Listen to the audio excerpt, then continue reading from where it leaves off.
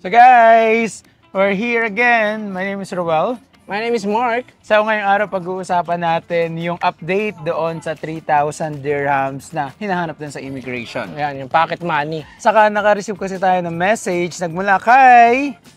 Yan, ito. Ang comment niya is, applicable daw ba ang 3,000 dirhams doon sa A to A or manggagaling lang daw doon sa home country?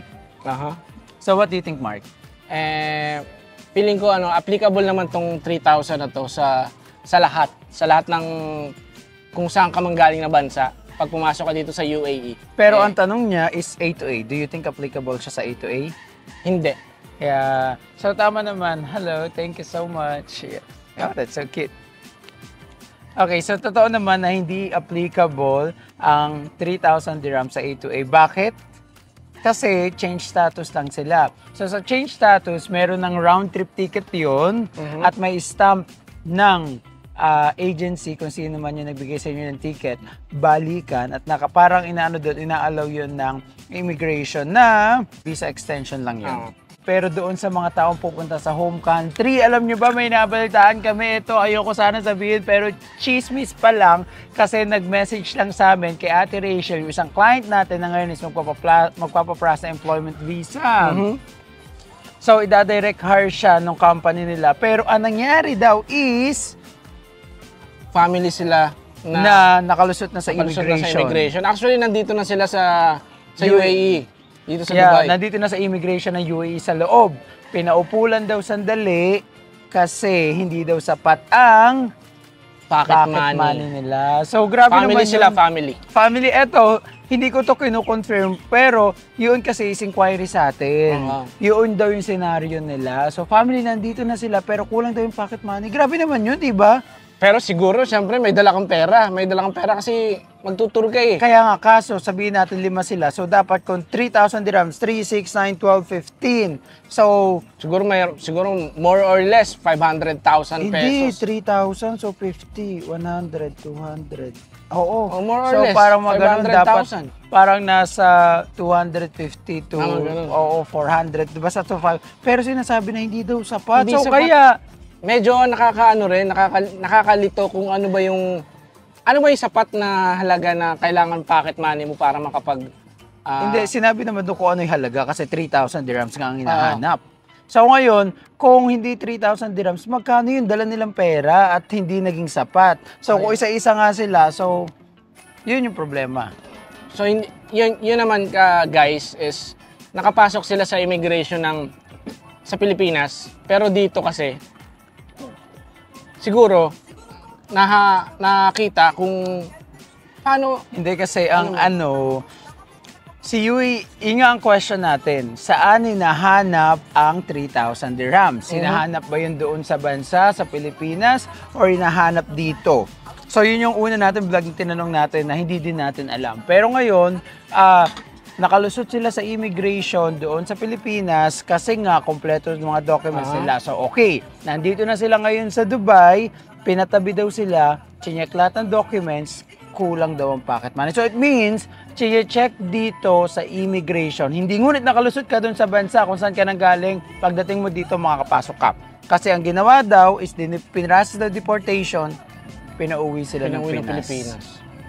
Grabe. So, ang laki ng gastos nun. Hindi, most of the time, pag deportation, I think, baka i-book na lang yung ticket, si immigration na mismo gagastos nun, pauwi. I mean, syempre gumastos sila ng papunta dito eh. Oo, visa, ticket, and everything.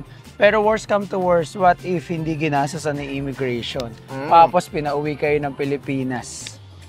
So, wala ka na ng pocket money, ubos ang pera mo, pauwi pa. Dahil binok mo ng ticket. So, pero I suggest, syempre, ito sa immigration na to, dapat, check ni immigration kung saan bansa man sila pupunta din sa United Arab Emirates. Kasi ngayon, check pa lang doon, okay, sino ang kamag-anak mo, may affidavit of support ka ba, may ganito ka, may ganyan. So, kung okay doon, pasok. Papasok doon, pero dito nga. Dito, yun. Dito. Pero, ang ano kasi dyan is parang, what if ako in-sponsoran ko yung anak ko, for example, may anak ako.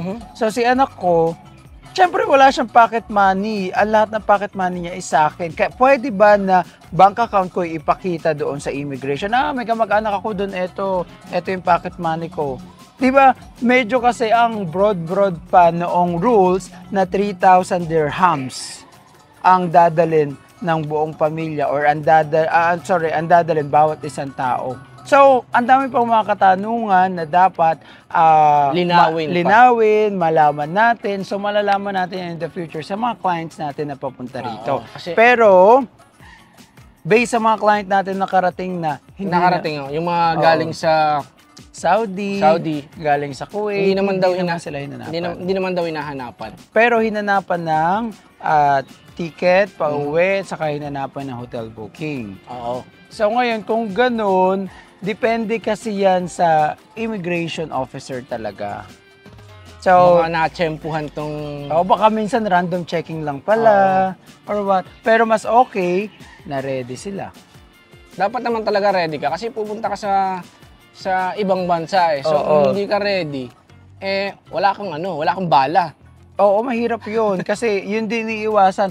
Ako, as a travel agent din, na nagpa-process ng mga visa ng tao, ina-assess ko din yung tao kung may pera ba to o wala. Kasi kung walang pera yung tao, una-una, pag nag-overstay kasi yung tao na na nandito, na nakarating dito, sino ba ang magiging responsible?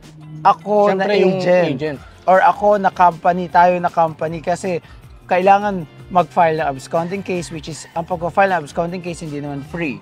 So, magbabayad din ang company sa pagpaprocess ng absconding or else ang company is mabablock. Hindi na makapag-process ng visa. So, kaya kailangan mag-file ng absconding case.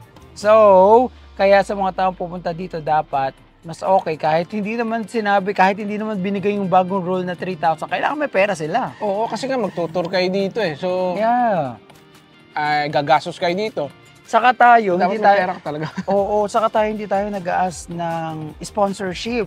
Ano ba yung Kaya nagpaparas kayo ng visa, ang inaasang namin, passport and photo ng white background. Tapos, sa ibang agency, pag nagpaas sila, kailangan ng Emirates ID ng kakilala, kailangan may pipirmahan pa sila. Kasi nga, in case na mag-overstay yung tao, hahabulin naman ngayon ni agency yung taong pumirma on behalf of that tao. Kumbaga, siya yung sponsor.